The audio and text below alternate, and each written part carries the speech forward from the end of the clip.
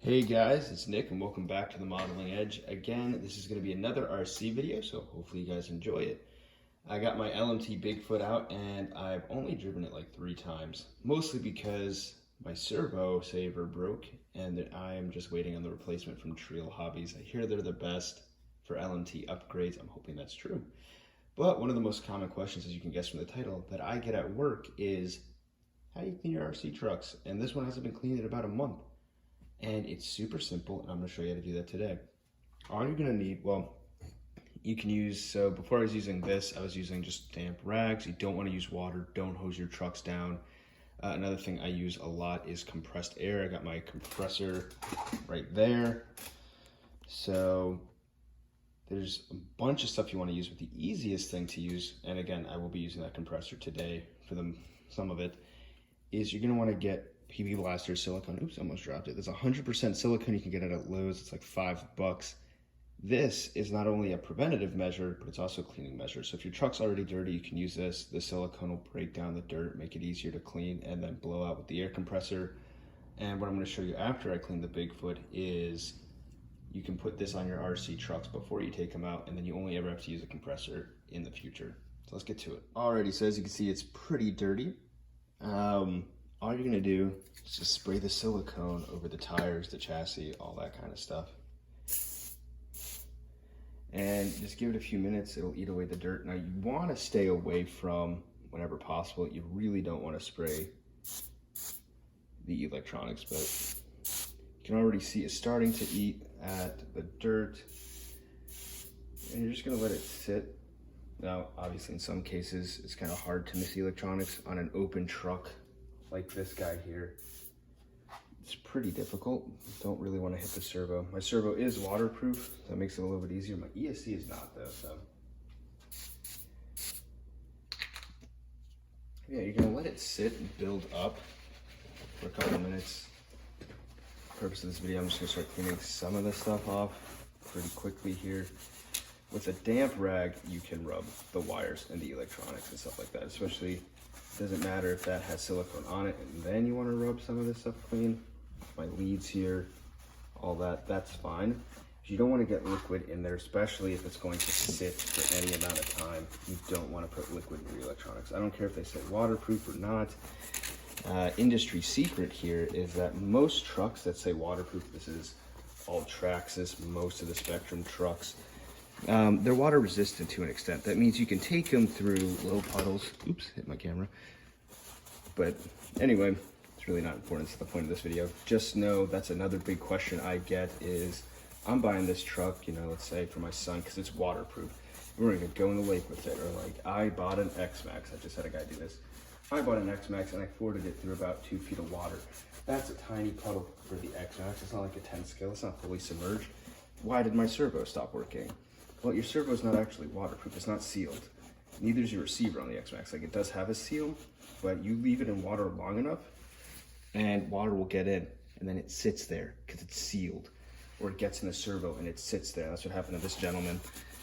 And yeah, silicone, same difference. Don't put silicone in the electronics when you're cleaning it. But yeah, as you can see, it's already making a big improvement. I'm gonna let most of this sit. I'm gonna probably turn the camera off so I can spray underneath it and get more of the difficult to reach areas. But hopefully you're already seeing like that tire's getting pretty clean already. Here's what the other side looks like that I didn't have a chance to silicone yet. And that's the difference. So once I get this whole thing clean, I'll show you how to do it with the trucks that aren't necessarily dirty, but you just want to protect. Alrighty, so that's the quick clean done. And as you can see, it's a lot cleaner than it was before. I'm just gonna let the rest of the silicone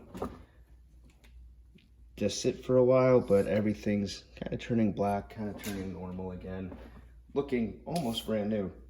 Now, if I wanted a more complete clean, you would use, like I said, the air compressor first, then silicone. Air compressor only works on dry dirt. Don't try to blow anything that's wet. You're just gonna blow the water around, get it on your electronics, blow silicone around, get it on your electronics. But beforehand, yes, air compressor, silicone, you wanna use thick bristle brushes, soft, not water brushes. Don't put any metal brushes on your truck. But for just a quick clean like this, for the purpose of the video, silicone is fine. I'm just gonna let the rest of the silicone sit, and then I can go back and wipe it down with water, because now everything is a little bit more sealed, obviously not the electronics. So that's the biggest takeaway I want from this. It's because everybody has asked me when I'm at work, or they do it and then yell at me or yell at the company, don't clean your trucks with water. And if you do, be especially careful around your electronics. But next I'm going to show you how to seal a clean truck to make this whole process a lot easier. I've never sealed this one, so it's going to be a lot of work. But if you just want to do an air compressor and not worry about all this, all you got to do is silicone your trucks beforehand. Alrighty, so now on the table I have my Hobbytown Vortex. And as you can see, I've never run it, so it's not dirty at all. I'm not cleaning anything, but what we're about to do is going to be even simpler than the Bigfoot, which now it's had time to set and it's all clean. All we're going to do here, and again, mind the electronics, is even though the car's not dirty, say I want to go bashing with this later today, and I don't want to have to use a bunch of paper towels like I did with Bigfoot and waste my time. I just want to use a compressor, or I'm going to take it to the beach. Now, I do recommend not taking RC cars to the beach no matter what, but if you're going to think about taking an RC car to the beach, you have to at least do this, because you're going to replace every screw, the electronics, all of it. Beaches are terrible. Keep your RC car away from beaches. I tell everybody that, nobody listens. But this will at least provide some protection. All you're going to do is the same thing like we're cleaning the Bigfoot. Again, PB Blaster silicone. And you're just pretty much going to spray. Oh, geez. Well, it's not going to hurt the motor, but you don't want to get the ESC in there.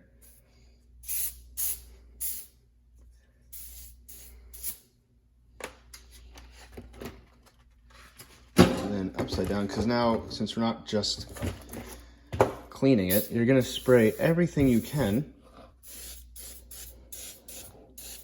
with silicone. Now I sprayed a little too much silicone there, but that's okay. You can hit the tires if you want. I like hitting the tires just because they're the hardest part of an RC car to clean. And then instead of wiping this down, I'm just gonna let this sit out here. In the garage, you know, the excess silicone will evaporate, but you just want it to have a good seal, for the most part, all the way around the car. Why do we do that? Because just like when it breaks down dirt, when you're cleaning it, the silicone is going to form a barrier.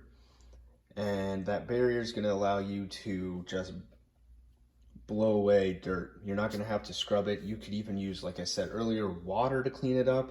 Not a lot of water, but you can use water over the silicone because now it's sealed.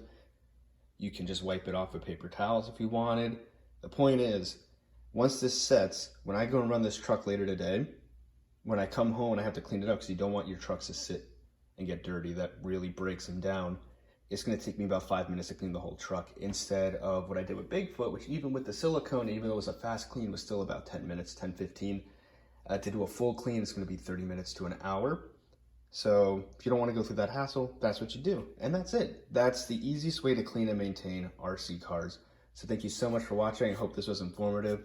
To any of my customers out there who are watching this, hopefully this answers your question. As always, thank you so much for watching, and I will see you next time.